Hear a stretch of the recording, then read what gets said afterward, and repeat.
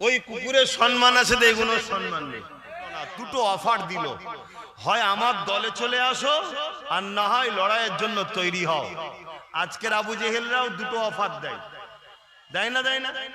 যাই দলে চলে আয়, পদ দেবো। আর জি কটা গেছে বলবেন তো?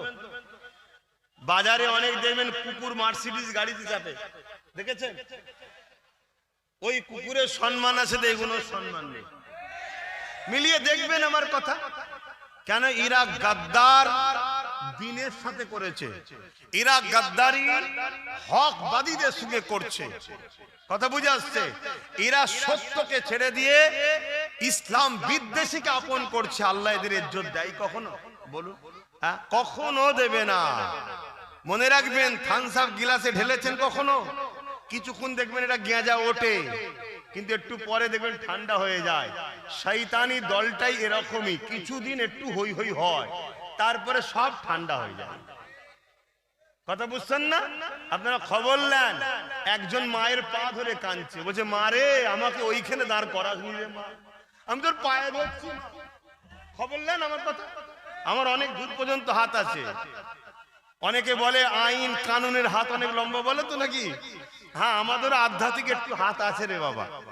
পা ধরে কাঁদছে, বলছে আমাকে মা ওখানে দিসনি।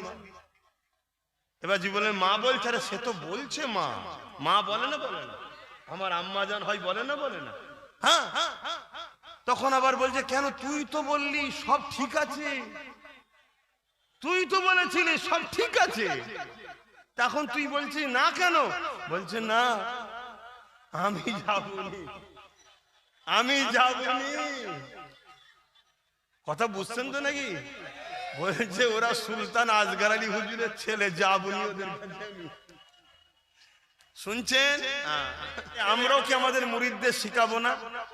কি গো, ওরা যখন জোর জবরদস্তি আমাদের মসজিদ মাদ্রাসা কেড়ে নিতে চাইছে, আমরা বারবার বুঝাচ্ছি না? বুঝাইনি?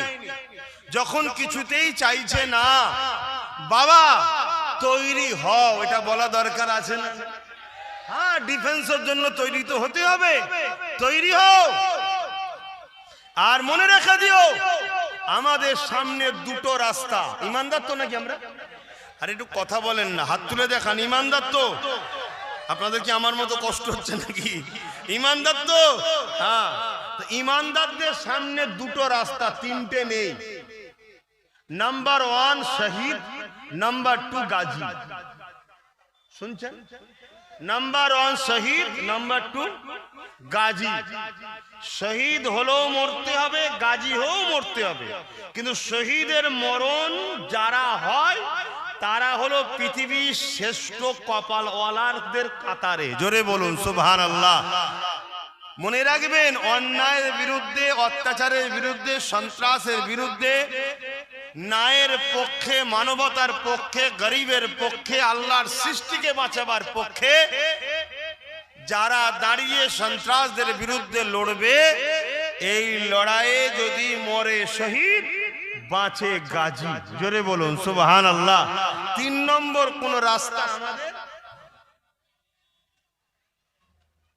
কাছে নাই। মুনাফিকদের কাছে অনেক রাস্তা আছে, ওদের অনেক রাস্তা আছে। আজ এডালে, কাল ওডালে, পরশু ওডালে, শুধু বাঁচার জন্য জার্সি চেঞ্জ করে, বাঁচার জন্য কালার চেঞ্জ করে। মুমিনের একটাই রাস্তা, রহমানের রাস্তা। জোরে বলুন সুবহানাল্লাহ। সেটা ধর্মনীতিতে হোক, সমাজনীতিতে হোক, রাজনীতিতে হোক, পরিবার নীতিতে হোক, রাষ্ট্রনীতিতে হোক, যে নীতিতেই হোক, মুমিন সর্বসময় জানে আমার একটাই রাস্তা, আল্লাহর রাস্তা, রহমানের রাস্তা। আর যে রাস্তার পথ প্রদর্শক হলো মুহাম্মদ রাসূলুল্লাহ। জোরে বলুন সুবহানাল্লাহ। সেদিন ছিল ফেরাউন শয়তানের দিকে, আর মুসা নবী ছিল রহমানের দিকে। সেদিন ছিল ইব্রাহিম নবী রহমানের দিকে, আর নমরুদ ছিল শয়তানের দিকে। সেদিন ছিল আমার নবী ও নবী সাহাবারা রহমানের দিকে, Abu jail, Utba, Saiba, Umayya এরা ছিল শয়তানের দিকে।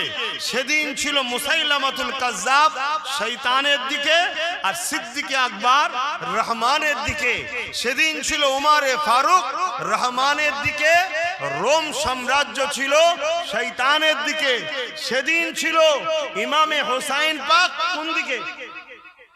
জোরে বলুন, রহমানের দিকে। আর এজিদ জোরে বলুন, শয়তানের দিকে। সেদিন ছিল আমার গরিবে নওয়াজ সুলতানে হিন্দ মঈনুদ্দিন আজমিরি রহমানের দিকে, আর জালিম অত্যাচারী পৃথ্বীরাজ শয়তানের দিকে। সেদিন মুজাদ্দিদ আল-পেসানি ছিল রহমানের দিকে, আর হতবাগা আকবর ছিল শয়তানের দিকে।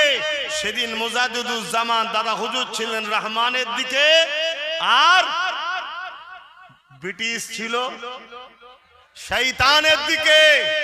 মনে রেখে দিও, আজও রহমানের দিক আছে না নাই?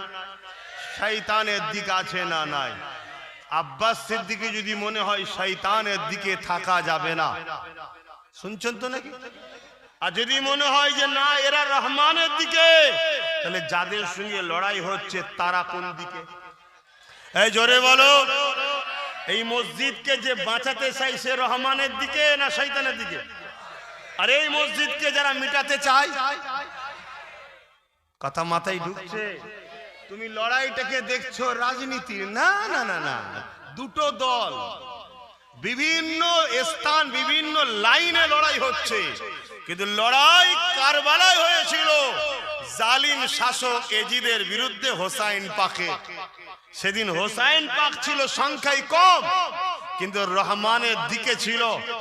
কারবালা সেদিন শুরু হয়েছে, কারবালা প্রতিটা সময় চলছে। কারবালার আখিরি ময়দান আমার নবীর আওলাদ হোসাইনের আওলাদ ইমাম মেহদী সাল্লামের নেতৃত্বে বিজয় তো আমাদেরই মুকাদ্দার, আমরাই জিতবো। জোরে বলুন সুবহানাল্লাহ, আরো জোরে বলুন সুবহানাল্লাহ, আল্লাহু আকবার। তো ভাইরা আমার, ভাইরা আমার, তো বদরের ময়দানে আল্লাহ রসুল সাহাবাদের বললেন কাতার সিধে করো সমাজ গড়ার জন্য। কেন সন্ত্রাস থাকলে শান্তি হতে পারে না, তখন নবী সন্ত্রাসদের বিরুদ্ধে যুদ্ধও করেছে। জোরে বলুন সুবহানাল্লাহ। আল্লাহ নবী আবু জেহেলকে বুঝিয়েছে, আবু জেহেল তুমি তো আমাকে মক্কা থেকে তাড়িয়ে দিলে, মারতে চেয়েছিলে, আমি মক্কা ছেড়ে চলে এসেছি, তুমি আবার ইয়াসরিব মদিনাতে এসে কেন জুলুম করছো? এবং রমজান মাস, তুমি ঘরে ফিরে যাও, ঘরে ফিরে যাও। ওই সময়ে তা আবু জেহেল আমার রাসূলুল্লাহর কথা শুনল। তো ভাইরা আমার, তা আবু জেহেলকে রাসূল বুঝাচ্ছে, আরা তুই যা, এখন রোজার মাস, আবার কেন জুলুম করতে আসছো? তখন আমি একদম সাদা মাটা ভাষায় বুঝাচ্ছি, অসুবিধা হচ্ছে নাকি? বলুন দোয়া করে দিচ্ছি, ইফতার করবো তো একসাথে নাকি? হ্যাঁ, এই নিয়েতেই তো আসা। হ্যাঁ, তো ওই সময়ে আবু জেহেল দুটো অফার দিচ্ছে, আমাদের দলে চলে আসো, না হয় লড়াই করতে হবে। আল্লাহ নবী সাহাবাদেরকে বলে, সাহাবারা আমাদের সংখ্যা 313 জন, ওদের 1000, ওদের হাতে অস্ত্র আছে, তরোয়াল আছে, তীর আছে, বল্লম আছে, ওদের হাতে পাওয়ার আছে, ঘোড়া আছে। তৎকালীন সময় যা পাওয়ারের সামান ছিল, আমাদের হাত খালি। বলো সাহাবারা।